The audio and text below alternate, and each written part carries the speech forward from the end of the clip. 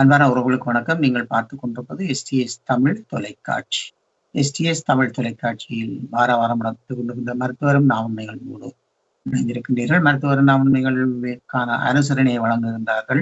டாகஸ் பிளிகர் ஃபார்க்ஸ்ட்ராசே ஈழத்து பெண்மணியால் ஜெர்மனியில் வதனி செல்வநாதன் அவர்களால் உருவாக்கப்பட்ட முதியோர் பராமரிக்கும் இல்லம். டாகஸ் பிளிகர் ஃபார்க்ஸ்ட்ராசே. மருத்துவரும் நாமும் நிகழ்வில் எங்களோட வளமை போலவே பல மாதங்களாக இணைந்திருந்து தகவல்களை வழங்கிக் கொண்டிருக்கின்ற ஸ்ரீ கதிர் காமநாதன் ஐயா அவர்கள் உளவியல் நிபுணராக. வணக்கம். வணக்கம். வணக்கம் எல்லோருக்கும். சென்ற 2 பதிவில் பார்த்திருந்தோம். இந்த உளவியல் ரீதியாக போர்க்காலங்களில் ஏற்படுகின்ற சூழ்நிலைகள் அல்லது பெரிய போர்க்காலத்தில் அனுபவித்து வந்த சித்திரவதைகள் காரணமாக அல்லது சூழ்நிலைகள் காரணமாக அவர்களுடைய மனோநிலை பற்றி பேசி வந்திருந்தோம்.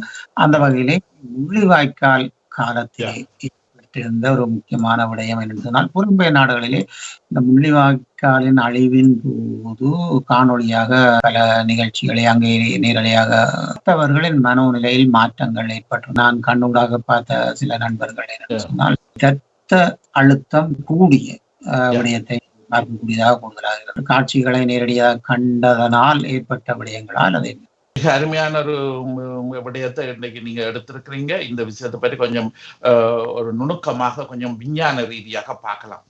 இப்ப உதாரணமாக நீங்க அவதானிச்ச விஷயங்களை இதுல சொல்றீர்கள்.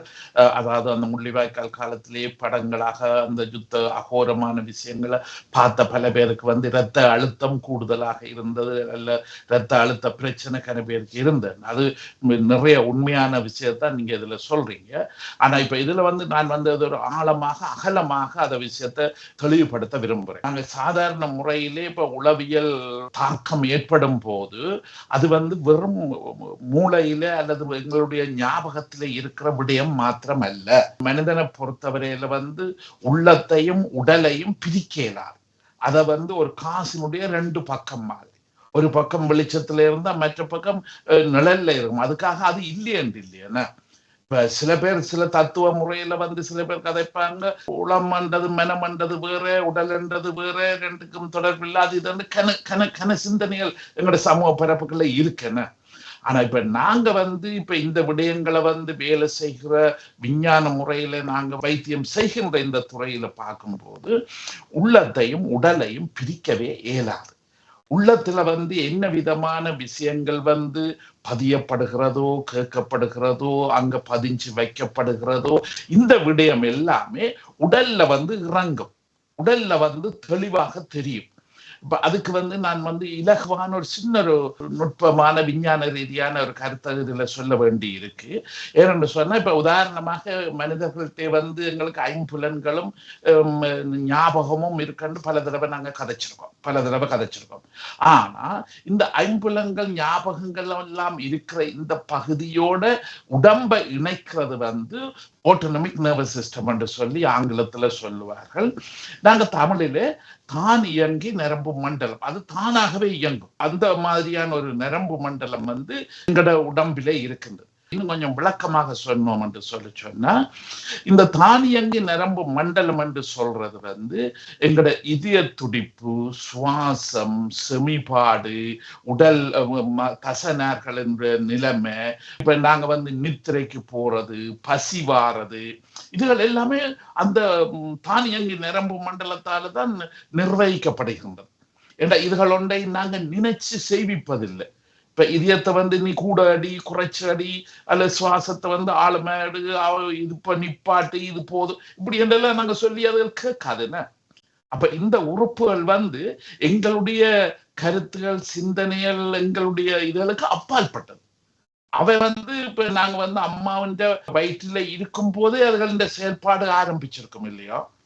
பேருந்து நாங்க சுடுகாட்டுல போய் எங்களுக்கு அந்த போற கடைசி நேரம் மட்டும் அது தொடர்ந்து வேலை செய்து கொண்டே இருக்கும். அதுகள் இடையில அமைதியோ ஓய்வோ இதுகளோ எடுக்கிறது கிடையாது. ஆனா அந்த உறுப்புகள் சில இடங்கள்ல கூட குறைய வேலை செய்யுது இல்லையா? மனிதர்கள், மிருகங்கள் 2 பகுதிக்கும் அது இருக்கு. இந்த தானியங்கி மண்டலத்தினுடைய அடிப்படை உதவி என்னன்னு சொன்னா, எங்கட சூழலிலே இருந்து ஒரு அபாயம் வரும்போது, எங்களுக்கு எதிராக ஒரு அபாயமோ பிரச்சனையோ வரும்போது எங்களை அந்த அபாயத்திலிருந்து தப்ப பண்றதுதான் அது இந்த முக்கியமான வேலை. அப்படி தப்ப பண்றத இப்ப ஆங்கிலத்துல நாங்க சொல்லுவோம் F3 என்று. அதாவது 3 விதமான முறையில அது இயங்குது அந்த தானியங்கி நரம்பு மண்டலம். எங்களை ஒரு எதிரியோ அல்லது எங்களுக்கு பயமான ஒரு நாயோ எங்களுக்கு எதிரே எங்களுக்கு பின்னாலே வரும்போது எங்களுக்கு பக்கத்தால நேரம் வரும்போது நாங்க பயந்த இப்ப நாயிட்ட முதல் கடி வேண்டி அந்த அனுபவம் இருந்தா எங்களுக்கு பயம் இயற்கையாயே வரும்.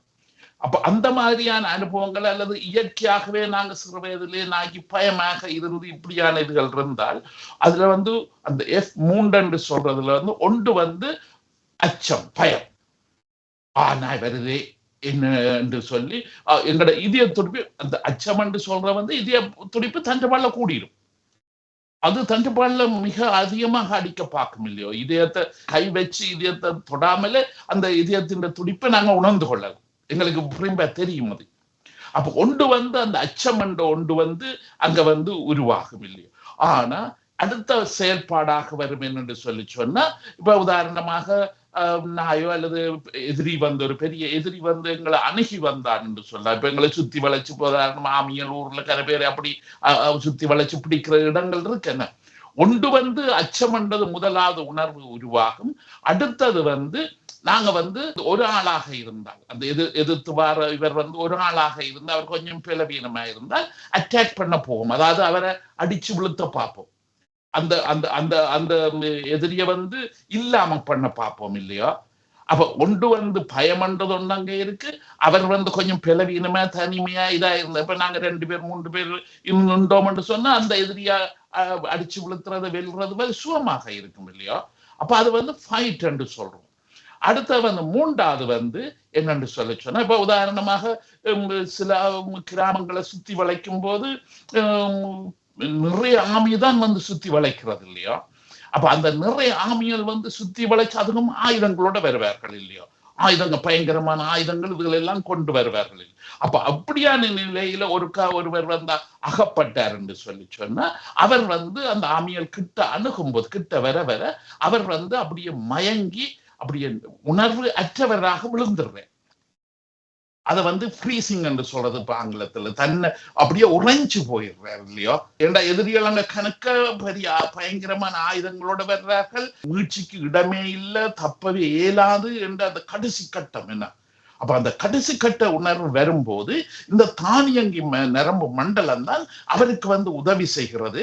அதாவது உன்னால இதை சமாளிக்க முடியாது, நீ சுய உணர்வுல இருந்து இதை சமாளிக்கிற அளவுக்கு ஒரு நுணுக்கங்களும் உன்ற கையில இல்லை. ஆனபடியால இதுல நீ முற்று முழுத 100% சரண்டர் பண்ணு, சரணாகதி அடைய பண்ணு. 100% நீ அவருக்கு அவைக்கு சரணாகதி அடைஞ்சு போறதுதான் இதுல ஒரே ஒரு வழி உனக்கு இருக்கு. அப்ப அந்த சரணாகதி அடைகிறது ஒரு வடிவம் தான் இந்த சில பேர் மயங்கி அப்படியே விழுந்து போவார்கள் இல்லையோ. என்ன நடக்குது ஏது நடக்குதுன்னு அவர்களுக்கு தெரிகிறதே கிடையாது. இப்ப எங்கள்கிட்ட வர்ற பல பேஷண்ட்கள், பல நோயாளிகள் இந்த பிரச்சனையோட வருவார்கள் சொல்லுவார்கள் என்று சொன்னா இப்ப எங்களுக்கு சுய உணர்வு சுய சிந்தனை எங்களுக்கு வர்றது எவ்வளவு மனத்தியாலத்துக்கு பிறகு வர்றதுன்னு எங்களுக்கு தெரியாது. இங்கே ஒரு ஆஸ்பத்திரியில கொண்டே விட்ட பொழுது அல்லது மறியல் சிறைச்சாலையில கொண்டே வச்ச பொழுது ஏதோ ஒரு நேரத்துலதான் எங்களுக்கு அந்த சுய உணர்வுன்றது எங்களுக்கு வருது.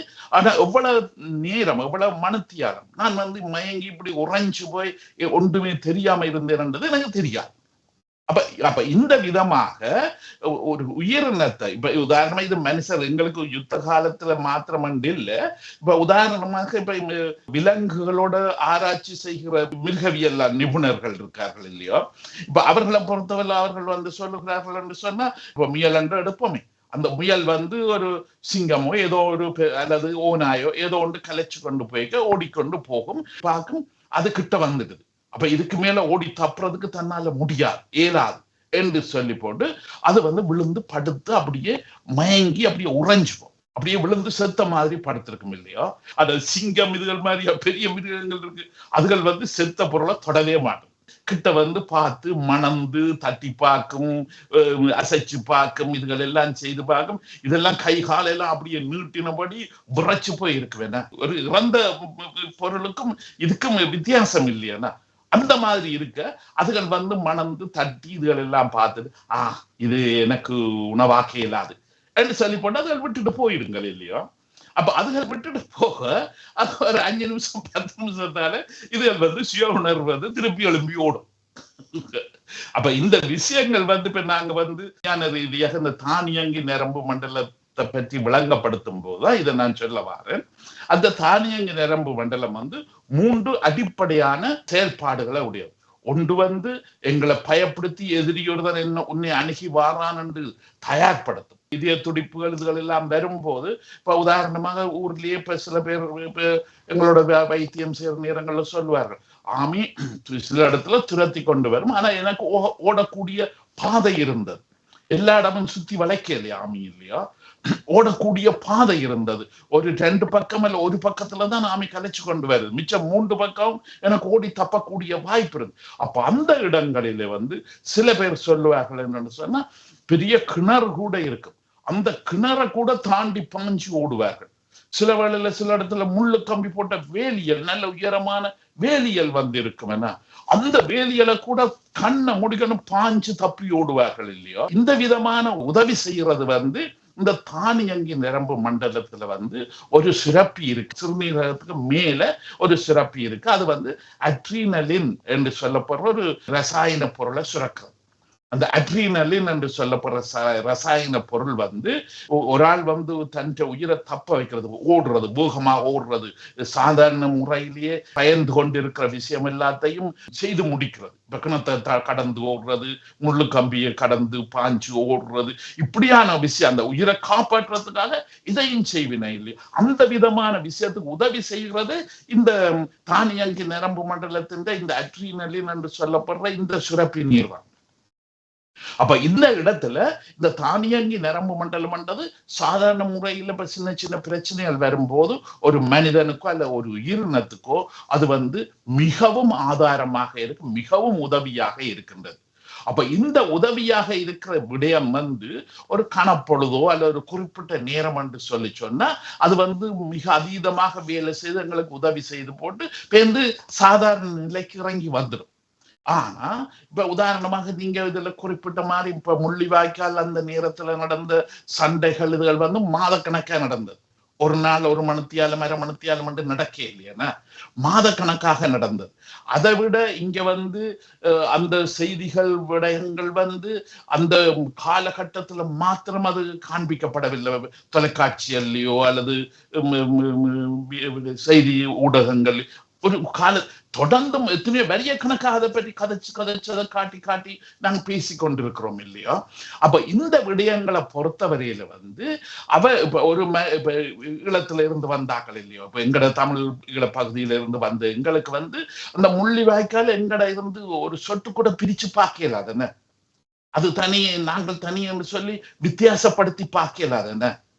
ஏன்னா இப்ப உதாரணமா இப்ப அது அப்படியானாக்கள் ஒரு சில இருக்கு, அதுக்காக நான் 100% தமிழர் அப்படி என்று சொல்ல வர இல்லை. ஆனா கூடுதலான மக்கள் வந்து நாங்கள் வந்து அந்த போராட்டத்துல எங்களோட இனமன்ற ரீதியில மொழியல் பல விதமாக நாங்க அதுல ஒன்றி இணைஞ்சு போய் இருக்கிறோம் இல்லையோ. அப்ப அதுல ஒன்று இணைஞ்சு போய் இருக்கிறபடியால அதுல பாக்குற காட்சிகள், அதுல நடந்த விடயங்கள் இயக்கத்தை பொறுத்தவரையில் அது வந்து தோல்வி அல்ல. அவர்கள் வந்து அழகாக வடிவாக சொல்லுகிறார்கள், நாங்க வந்து இதுல வந்து ஆயுதத்தை மௌனிக்கிறோம். அவர்கள் தோல்வி என்னன்னு சொல்லல, நாங்கள் எல்லாத்தையும் விட்டு போறோம்னு சொல்லல, தோல்வியை ஏற்கிறோம்னு சொல்லல. அவர்கள் மிக அழகாக அந்த விடயத்தை முடிச்சு வச்சவர்கள் இல்லையோ. அந்த முடிச்சு வச்ச விஷயங்கள் வந்து எங்களோட பல பேருக்கு அதை சரியான அர்த்தத்தோட புரிகிறதுக்கு இயலாம இருக்குன்னா, மௌனிச்சது இதுகள் என்று சொல்ற விஷயம் வந்து எங்களுக்கு அர்த்தம் இல்ல. அதுல பல பேரை பொறுத்தவரையில வந்து இது வந்து கடும் தோல்வி, இது வந்து எங்களை அவன் வென்றுட்டான், சிங்களவனோ இவர்கள் எல்லாரும் வந்து எங்களை வென்றுட்டார். அப்ப இந்த தோல்வி மனப்பான்மை உதாரணமா ஒன்று பார்க்கறது, டிவி இதுல காட்சிகளாக அந்த நிகழ்வை பார்க்கறது. அடுத்தது வந்து தோல்வி மனப்பான்மை, நாங்கள் தோத்து போனோம். இந்த 2 சிந்தனைகளுமே எங்களோட தானியங்கி நரம்பு மண்டலத்தை போட்டு அழுத்தன்னு 24 மணித்தியாலும் அழுத்தும். அப்ப இப்படியான எங்களுக்கு வந்து நித்திரையே வராது, என்ன நாட்கணக்க நித்திரை வராது. இப்ப என்னட்ட நான் இதோட சம்பந்தப்பட்ட ஆக்களை வந்து வைத்தியம் செய்ய அவர்கள் வந்து சொல்லுவார்கள், நான் நித்திரை கொண்டு இப்ப 8 நாள் இருக்கும் அல்லது 10 நாள் இருக்கும். சில மக்கள் வந்து சொல்லுவார்கள், கட்டிலுக்கு போகவே எனக்கு பயம், கட்டில சரிஞ்சு படுக்கணும் என்று சொன்னாலே எனக்கு பயம். ஆனா என்ன அறியாமல நான் சில வேளையில இரவுல எனக்கு பொழுது போகட்டுன்னு சொல்லி தொலைக்காட்சியோ அல்லது ஏதோ வானொலி ஏதோ வந்து கேட்டுக்கொண்டு நான் ஹோல்ல இருப்பேன். என்ன பிள்ளைகள் மனைவி எல்லாரும் படுத்துட்டு அடுத்த நாளை பள்ளிக்கூடம் வேலைகளுக்கு போகணும்ன்றதுக்காக நான் தனியாக இருப்பேன். அப்ப இந்த இடத்துல வந்து அவர்கள் இந்த டிவியலோ இந்த தொலைக்காட்சிகளோ இதுகளை பார்க்கும்போது சில வேளையில அவரை அறியாம சோஃபாவிலே அந்த கதிரையில இருந்தபடியே அவரை அறியாம சில வேளையில அரை மணித்தியாலம் அல்ல 1 மணித்தியாலம் தூங்குவார்கள். அந்த அரை மணித்தியாலம் 1 மணித்தியாலம் தூங்கி விட்டு உடனே சுதாரிச்சு ஏன்னா அதுக்கு இடையில கனவு ஒன்று வந்துடும். அந்த யுத்தத்துல நடந்த விஷயங்கள் வந்து கனவாக அங்க மூளையில உருவாக்கப்பட்டு விடும் இல்லையோ. அப்ப அதை கண்ட உடனே பதவி சொல்லிவிடுவார்கள். தான் எங்க இருக்கிறேன் சில பேர் மறந்து போறார்கள் இல்லையோ. நான் முள்ளிவாய்க்கால்ல நிக்கிறேனா அல்லது நான் ஜெர்மனியில இருக்கிறேனா அல்லது நான் டென்மார்க்ல இருக்கிறேனா அந்த அந்த வித்தியாசம் கூட அவர்களுக்கு முதல்ல வந்து தெரிய போறது கிடையாது. அப்படியான மைக்கூச்சரிகிற இந்த கனவுகள், இந்த கெட்ட கனவுகள் இதுகள் வரும்போது எங்கள்கிட்ட நான் இந்த இடத்துல இருக்கிறேன் என்ற சுய உணர்வு, சுய அறிவு வந்து எங்கள்கிட்ட இல்லாம போகிறது. அது வந்து சேர்றது சில வேளையில 3 நிமிஷம் 4 நிமிஷம் அல்லது சில பேருக்கு 10-15 நிமிஷம் கூட எடுக்கும். சில பேர் வந்து சில டெக்னிக்களை வச்சுக்கிறார், தங்களுக்கு உதவியான விடயங்களை வைத்திருக்கார். சோஃபாவில ஹோல்ல இருந்து படுக்கும் போது இப்படியான முறையில நித்திர முழிச்சு எழும்பும் போது தான் எங்க இருக்கிறேன்னு தெரியலையான்னு சொன்னா உடனே ஜன்னலுக்கால பார்ப்பார்கள். இப்ப வளமையாக பார்க்கிற அந்த மரங்கள், தடியல் அல்லது ரோட்டு எல்லாம் அங்க இருக்கும்னு சொல்லி, அடே நான் இங்க எந்த சொந்த வீட்டுல தான் நான் இங்க இருக்கேன், ஜெர்மனியில தான் இருக்கேன் அல்ல டென்மார்க்ல தான் இருக்கேன். அப்ப அவருக்கு ஆதாரம் தேட ஒண்ணும் இல்லையா. இந்த முள்ளிவாய்க்கால் இந்த அனுபவங்கள் என்று சொல்லி சொல்றது வந்து இது வந்து பல ஆண்டுகளாக அதுவும் இந்த தானியங்கி நரம்பு மண்டலத்தை வந்து அளவுக்கு மிஞ்சி வேலை செய்ய பண்றதால உடல்களிலே வந்து சில அறிகுறிகள் ஏற்பட நோய் தன்மையான அறிகுறிகள் ஏற்படுகின்றது. இப்ப இந்த நோய் தன்மையான அறிகுறியை எந்தெந்த உளவியல்ல சொல்றதுன்ற சொல்லி போட்டு அதுக்கு பிறகு கொஞ்சம் விளக்கம் தாரேன். இப்ப இதை வந்து உடல் நோய்கள் அல்லது உடல் குழப்பங்கள், மருத்துவத்துறையில இதை வந்து நோய்கள் என்று சொல்லுவார்கள். உளவியல் துறையில நாங்கள் வந்து இதை வந்து உடல் குழப்பங்கள் என்று சொல்றோம். இப்போ ஒரு சில உதாரணங்களை நான் இதுல வந்து சொல்லலாம். இப்ப இந்த உடல் குழப்பங்கள் அல்லது உடல் நோய்கள் என்று சொல்றதுல மிக முக்கியமானது வந்து இப்ப உதாரணமாக எங்கட வயிற்றிலே வருகின்ற குடல் புண்கள், அல்சர் என்று சொல்றோம் இல்லையோ. அந்த குடல் புண்கள் என்று சொல்றது வந்து இதுல முக்கியமான ஒரு உதாரணம். அடுத்த உதாரணம் வந்து அஸ்மா என்று சொல்றது. சுவாச பையில வந்து எங்களுக்கு சுவாசிக்கிறது வந்து கஷ்டமாக சுவாசிக்க இயலாம நெஞ்சுகள் நோகிறது இருக்கிறது, இப்படியான விடயங்கள் வரப்பாங்க. அடுத்த 3வது வந்து இதயம். நீங்கள் ஆரம்பத்தில் குறிப்பிட்ட உதாரணம், இதய துடிப்பு வந்து மிக அதிகமாக இருக்கும், இரத்த ஓட்டம் வந்து மிக அதிகமாக இருக்கும். உதாரணமாக சுவாசம் இதயம் ரெண்டும் மிக அதிகமாக வேலை செய்து என்று சொல்லி சொன்னா எங்களோட தசைநார்கள் வந்து எங்களை அறியாம இறுகி போயிடும் இல்லையா. அப்ப அங்க வந்து இறுகியதுகள் என்று சொல்லி போகும்போது இரத்த ஓட்டங்கள் வந்து தசைநார்கள், உடம்பு உறுப்புகள், கை கால் வயிறு நாரி இப்படியான இடங்களுக்கு போறது வந்து மிக குறைவாக இருக்கும். அப்ப இந்த இடங்களிலே தான் மூட்டுவாதம் ஏற்படுகின்றது. ஆர்த்ரைட்டிஸ் என்று சொல்லுவார்கள் இல்லையோ. இந்த மூட்டுவாதங்கள் என்று சொல்லி முழங்கால்கள், கணுக்கால்கள், நாரியல், கழுத்துகள் இப்படியான இடங்கள்ல வந்து இந்த மூட்டுவாதங்கள் என்று ஊர்ல சொல்லுவார்கள். ஆங்கிலத்துல ஆர்த்ரைட்டிஸ் என்று சொல்லுவார்கள். அந்த பிரச்சனைகள் வர்றதுக்கு நிறைய வாய்ப்பு இருக்கு. இந்த தசைநார்கள் இறுகி போகும்போது எங்களோட எலும்புகளின் ஜாயிண்ட் அந்த சந்திக்கிற பகுதிகள் வந்து இடம் இல்லாம இறுகிடும். அப்ப இறுகிறபடியால அந்த மேல் பகுதியும் கீழ்ப்பகுதியும் உரைஞ்ச பார்க்கும், ஒன்றோடி ஒன்று உரைஞ்சி தேய பார்க்க. அந்த முழங்கால் சில்லு என்று சொல்றது வந்து இப்ப நார்மலாக சராசரியா ஸ்போர்ட்ஸ் பிளேயர் எல்லாருக்குமே அந்த ரெண்டும் வந்து நல்ல இடைவெளி இருக்கும். அந்த முழங்கால் சிரட்டை என்று சொல்றோம் இல்லையா. இந்த முழங்கால் சிரட்டை அந்த கீழ் காலுக்கும் மேல் காலும் வந்து ஜாயிண்ட் பண்ற இடத்துல வந்து இடைவெளி இருக்கும். அதே நேரத்துல அதுக்குள்ள வந்து ஒரு கிரீஸ் மாதிரியான ஒரு தண்ணி திரவம் இருக்கு. அப்ப அந்த தண்ணி திரவம் அங்க இருக்கிறபடியால எங்களுக்கு காலில் நோக்கள் வர்றதும் கிடையாது. படியல் ஏறும் போது, நீண்ட தூரம் நடக்கும் போதெல்லாம் எங்களுக்கு அங்க காலில் நோக்களோ களைப்போல எதுவும் வர்றது கிடையாது இல்லையா. ஆனா இந்த ரெண்டு இடைவெளி தசனர் இறுகி இறுகி இறுகி போக இந்த ரெண்டு பகுதிக்கும் இடையில உள்ள இடைவெளி குறைஞ்சு கொண்டு போகும். அது இறுகி கொண்டு கீழ்காலை மேல்காலை இணைக்கிற அந்த பகுதியில இடையில இருந்து கிரீஸ் மாதிரி ஒரு ஆயில் தன்மை மாதிரி எண்ணெய் தன்மை மாதிரி வழுக்கி கொடுத்து செயல்படுகின்ற அந்த திரவம் அதுக்கு இடையில நிக்கிறதுக்கு இடமே இல்லாம போயிடும். ரெண்டும் இணைஞ்சு ஒன்று உரைஞ்சா பார்க்கும் இல்லையா. அப்ப அந்த மாதிரியான நேரங்கள்ல தான் தாங்க முடியாத நோக்கள் வலியல் இதுகள் வர பார்க்கும் இல்லையா. அப்ப அந்த இடத்துல அது மாத்திரம் இல்லாம இப்ப முழங்கால சுத்தி இருக்க தசனர்கள் எல்லாமே தண்ணீர் கோர்த்து வீங்குற மாதிரி அதுகள் வீங்க பார்க்கும் இல்லையோ. இப்படி பல தன்மைகள் இந்த அளவுக்கு மிஞ்சின இதய துடிப்புகள், அளவுக்கு மிஞ்சின சுவாச குறைபாடுகள் இதுகளால உடம்பு உறுப்புகளையும் விழ.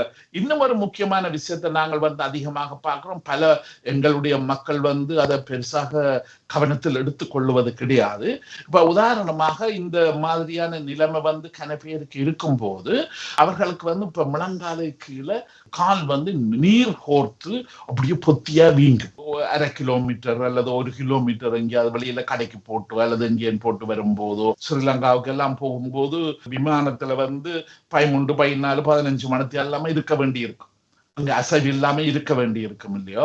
அல்லது அங்க இருந்து திரும்பி இங்க வரும்போதோ அவர்களுக்கு இந்த கால்கள் எல்லாம் வீங்கி இப்ப உதாரணமாக சராசரியாக போடுகிற சப்பாத்துகள், செருப்புகள் எதுக்குமே அளவில்லாம போயிடும். அப்ப இந்த இடங்கள்ல அந்த நீர் அங்க கால்கள்ல தேங்கி நிக்கிறது இல்லையா. அதுக்கு முக்கிய காரணம் இந்த உடல் குழப்பத்தால வார பிரச்சனை. அது உண்மையான விளக்கம் என்னன்னு சொன்னா இப்ப இந்த இதயம் மிக அதிகமாக இவர்களுக்கு வேலை செய்கிறது. இதயம் கனகாலமாக அதிகமாக வேலை செய்யும் போது அங்க கொழுப்புகள் ஏற பார்க்கிறது. இதயத்தினுடைய தசனர்கள் கொழுப்புகள் ஏறி அது பிளவீனப்பட்டு கொண்டு போறது. அது உருவம் பெருத்து கொண்டு போகும். மருத்துவர்களை கேட்டா இன்னும் கூட வடிவை உங்களுக்கு விளங்கப்படுத்துவார்கள். இதயத்தினுடைய முக்கியமான வேலைகள்ல ஒன்று என்னன்னு சொன்னா உடம்பு பூராகவும் இரத்தோட்டத்தை அனுப்பி அங்க இருந்து கழிவு பொருளை எடுத்துக்கொண்டு திருப்பி வரவும். அதுக்குரிய உறுப்புகள்ல கொடுத்து அதை வெளியே உதாரணமா சிறுநீரகம் என்று சொல்றது உடம்புல உள்ள கலங்கள் பாவிச்சு விடுற கழிவு பொருள்களை அசுத்தரத்த நாளம், அந்த நாளம் அந்த இதுகளை எடுத்துக்கொண்டு சிறுநீரகத்துக்கு கொடுக்கும் போது அது பிரிச்சு எங்களோட சிறுநீரோடைய அந்த கழிவுகளை அகற்றி போட்டு அதை சுத்தப்படுத்தி திருப்பி இதயத்துக்கு அனுப்பும் இல்லையோ. இப்ப இந்த மாதிரியாக வரும்போது தண்ணியும் எங்களோட உடம்புல நிறைய தண்ணியும் இருக்கு. அந்த தண்ணியும் இந்த இரத்த ஓட்டத்துக்கு இந்த கழிவு பொருள்களை கொண்டு போற எல்லாத்துக்கும் மிக உதவியாக இருக்கிறது. ஆனா இப்ப இந்த கூடுதலாக ஒரு இடத்துல இருக்கும் போதோ கனதூரம் நடக்கும் போதோ இந்த இடங்கள்ல கால் பக்கத்துக்கு போற அந்த தண்ணீர், ரத்தத்தோட போற தண்ணீர் திருப்பி மேலே எடுத்துக்கொண்டு வரப்படுவது கிடையாது. அது அங்கேயே தங்கிடுது. அந்த இரத்த குழாய்களால இப்ப நிறைய இயங்கினாதான் அங்க காலுக்கு போற தண்ணியும் என்ன விஷயமும் பூமியில புவி ஈர்ப்பண்டு இருக்கு. அந்த புவியீர்ப்பு சக்தியில தான் நாங்கள் பூமியில பறக்காம நிலத்துல கால் பதிச்சு நடக்கிறதுக்கு அடிப்படை காரணம் புவியீர்ப்பு சக்தி. இந்த புவியீர்ப்பு சக்தியில நாங்க நடந்து கொண்டிருக்கும் போது அதற்கு மேலாக இதயம் வேலை செய்தாதான் நோமலான ஆக்களுக்கு தண்ணி எடுத்துக்கொண்டு வர்றது. நாங்கள் அதை அவதானிக்கிறது கிடையாது, அங்க நிக்கிறது. அப்ப புவியீர்ப்பு இசை அந்த தண்ணி அங்க வச்சுக்கிறபடியால கால் மிக அதிகமாக வீங்குறது. பெரிய பொத்தி மாதிரி இதுகள் மாதிரி இது நடைமுறையில பல பேருக்கு இருக்கிறதாக இங்க கதைக்கிறார். அவர்களுக்கு விளக்கத்தை ஒரு விஞ்ஞான ரீதியான விளக்கத்தை கொடுக்கறதுக்காக இதை சொன்னா நான் திரும்பவும் முள்ளிவாய்க்காலுக்கு வரலாம். உதாரணமாக இப்ப எங்கள்கிட்ட சில நோயாளிகள் எங்களோட வைத்திய நிலையங்களுக்கு அனுப்பும் போது அவர்களுக்கு இப்ப உதாரணமாக அவர்கள் ஊர்ல தங்களுக்கு நடந்த யுத்த அனுபவம் அல்லது இப்படி முள்ளிவாய்க்க அனுபவம் எல்லாம் தங்களோட குடும்ப வைத்தியர்கிட்ட போய் சொல்ல மாட்டார். குடும்ப வைத்தியருக்கும் அதுக்குரிய நேரம் இல்லை. உனக்கு என்ன கடந்த காலத்துல நடந்தது, ஏதாவது கனவா வருதா, நினைவு வருதா, இதுகளோட அவங்க கேட்க மாட்டாங்க. இதயம் குழப்பமா இருக்கு அல்லது அல்சர் இருக்கு அல்லது அஸ்மா இருக்கு அல்லது டயபெட்டிக் சர்க்கரை நோய். இப்ப சர்க்கரை நோய் கூட இந்த நான் சொன்ன இந்த குழப்பத்துக்குள்ள முழுக்கலுமல்ல ஒரு பகுதி அதுக்குள்ளதான் நான் வருகிறது. அப்ப இந்த விஷயம் இருந்தா அவர்கள் அதுக்கு மாத்திரம் வைத்தியம் அதுக்கு மாத்திரம் மருந்துகளை கொடுத்துட்டு ஆள விட்டுடுறார்கள் இல்லையா. அப்ப சில இடங்கள்ல வந்து சில பேர் 5 வருஷம் 6 வருஷம் 7 வருஷம் வந்து தாராளமான வலு ஸ்ட்ராங்கான மருந்துகள் எல்லாம் பாவிச்சு கொண்டு பார்த்தால் அந்த பிரச்சனை தீர்றதா இல்லையா அவருக்கு. அந்த பிரச்சனை இன்னும் வேகமாக வந்து கொண்டிருக்கிறதாக இருக்கிறது. அந்த நேரத்துல தான் இந்த குடும்ப வைத்தியர் என்று சொல்றவர்கள் வந்து அவர்களுக்கு சொல்லுகிறார்கள், இது வந்து எங்கட மருந்தால மாத்தக்கூடிய பிரச்சனை என்று எனக்கு படையில்லை. நாங்கள் எங்களால முடிஞ்சளவு மருந்துகள் எல்லாமே நாங்கள் முயற்சி செய்து பார்த்துட்டோம். ஆனபடியால இது எங்களோட மாத்திரம் நினைக்கலாம இதுல வந்து நீங்க வந்து மருத்துவர்கள் அல்ல உளவியலாளர்கள் அவர்கள்ட்ட போய் இந்த விஷயத்தை பற்றி கதையுங்க. சில வேளையில உங்களோட மனதில் உள்ள சில பிரச்சனைகளால இந்த உடல் உறுப்புகள்ல வந்து இந்த நோய் மாதிரியான தன்மைகள் வரலாம். ஆனபடியால நீங்க போய் அவர்கள்ட்ட போய் கதையும் கொண்டு அந்த நேரத்துலதான் அவர்கள் வந்து கேட்பார்கள், இந்த கடந்த காலம் எப்படி, இந்த கடந்த காலத்துல என்ன நடந்தது, அபரிதமா அகோரமா இது.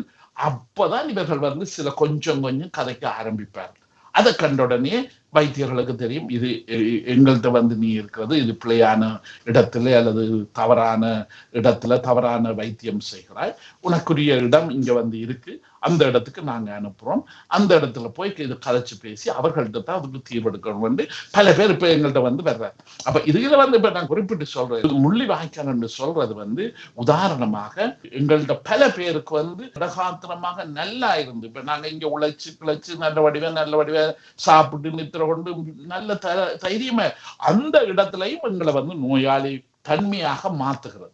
அப்ப இந்த விடயங்களை பற்றி நாங்க இன்னும் கொஞ்சம் கூட அடுத்த நேரங்கள் வரும்போது இன்னைக்கு நான் தாராளமா இதுல சொல்லி இருக்கேன். ஆனா இது ஒரு சிறு பகுதியை தான் இதுல வந்து நான் சொல்லியிருக்கேன். இன்னும் பல பக்கங்களை வந்து இதுல சொல்ல வேண்டியிருக்கு. நாங்க அடுத்த முறை பேசும்போது இதை தொடரலாம் என்று நான் நினைக்கிறேன். நீங்கள் இந்த ஓய்வு பெற்றிருக்கின்ற இந்த காலப்பகுதியில் இதை இப்படி கொண்டு வருவதற்கு எங்களோடு சேர்ந்து நீங்கள் பயணிப்பதையிட்டும் நாங்கள் மிக மகிழ்ச்சி அடைகின்றோம். எங்களுடைய மக்களுக்கு தெரிந்து கொள்ள வேண்டிய பல விடயங்கள், இளம் சமுதாயத்திற்கு தெரிந்து கொள்ள வேண்டிய பல விடயங்கள் மிக முக்கியமாக இருக்கின்ற விடயங்கள். இதை நாங்கள் தொடர்ந்து பல மாதங்களாக உங்களுடைய வாணியோடு நாங்கள் இதை மக்களுக்கு கொண்டு செல்கின்றோம். எஸ்பிஎஸ் தமிழ் ரீதி தொலைக்காட்சி மூலம் உங்களை இணைத்து தந்த திரு சர்க்குணம் ஐயா அவர்கள் மிக முக்கியமாக உங்களுக்கும் உறுதுணையாக நண்பராக இருக்கின்றார். அதுபோல உங்களோடு நெருங்கி இருக்கின்ற ஒருவராக இருக்கின்ற ஜக்கும் ஐயா அவர்கள் உங்களை இணைத்து தந்தது மட்டுமல்ல, ஆரம்ப ஒளிப்பதிவுகளுக்கான ஒத்துழைப்பை உங்களோடு வழங்கி சிறப்பாக உங்களோடு இணைத்திருந்தது மிக சிறப்பு. அந்த வகையிலே நாங்கள் இணைந்து இந்த எங்களுடைய மக்களுக்காக செய்கின்ற சேவை என்பது மட்டுமல்ல, இந்த தொலைக்காட்சி என்பது கூட தனித்துவத்தை கொண்டு ஈழத்தமிழர்களின் வரலாறுகளை, ஈழத்தமிழர்களின் படைப்புகளை, காவியங்களை, கலைஞர்களை, பெண்களின் ஆளுமைகளை என்று கொண்டு வருவதன் நோக்கம், மருத்துவர்கள் உங்கள் போன்ற உளவியல் நிபுணர்களை எல்லாம் கொண்டு வருவதன் நோக்கம், எங்களுக்கு ஒரு தனித்துவம் உள்ள ஒரு தொலைக்காட்சி வேண்டும் என்பதற்காக அந்த தொலைக்காட்சி மூலம் நாங்கள் 8 ஆண்டுகளாக மிக ஆளுமையாக எங்களை பலர் சிறப்பித்து வாழ்த்துக்களை கூறியிருக்கின்றார்கள். நம்முடைய செயற்பாடானது ஈழத்தேசிய மக்களை முன்கொண்டு வருவதாக இருக்கின்றது என்பதையும் கூட கூறியிருந்தார்கள். அந்த வகையில் இன்று நீங்கள் இந்த நிகழ்ச்சியில் கலந்து சிறப்பித்தமைக்கு உங்களுக்கு நன்றியை கூறிக்கொள்ளுங்கள். நன்றி. எல்லோருக்கும் என்னுடைய நன்றி. அவர்கள் எல்லாருக்கும் இன்னும் பல விஷயத்தை சொல்றதுக்கு இருக்கு. அதை நாங்க இப்ப கடைசியில் இதுல வந்து சொன்னோம், இன்னும் அடுத்த முறையும் இதை தொடருவோம், நாங்க தொடருவோம். இப்போதைக்கு நன்றி, வணக்கம். நீங்கள் இதுவரையில் பார்த்திருந்தது மருத்துவர் நாம் நிகழ்ச்சி. இதற்கான அனுசரணையை வழங்கியவர்கள் ட்ராகஸ் ஃபிளிகர் ஃபோர்க்ஸ்ட்ராசே, ஈழத்து பெண்மணியால் ஜெர்மனியில் வதனி செல்வநாதன் அவர்களால் உருவாக்கப்பட்ட முதியோர் பராமரிக்கும் இல்லம். ட்ராகஸ் ஃபிளிகர் ஃபோர்க்ஸ்ட்ராசே. மீண்டும் அடுத்த மருத்துவர் நாம் நிகழ்வுடன் இணைந்து கொள்வோம். அதுவரை உங்களிடமிருந்து நம்பி கூறி விடைபெற்றுக் கொள்கின்றோம். நன்றி. ட்ராகஸ் ஃபிளிகர் ஃபோர்க்ஸ்ட்ராசே, ஈழத்து பெண்மணியால் ஜெர்மனியில் வதனி செல்வநாதன் அவர்களால் உருவாக்கப்பட்ட முதியோர் பராமரிக்கும் இல்லம். ட்ராகஸ் ஃபிளிகர் ஃபோர்க்ஸ்ட்ராசே.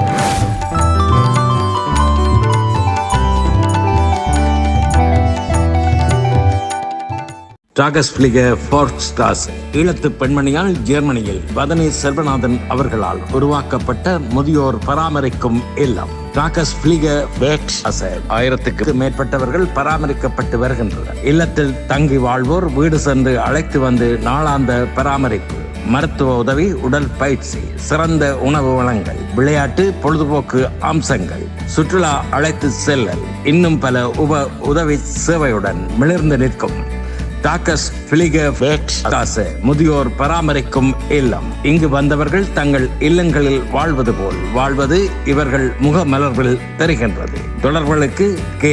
Vathani Selvanathan, Linden Strasse 16A 68 623 ஹாஃப் ஹாய். தொலை தொடர்புகளுக்கு 00494130991003.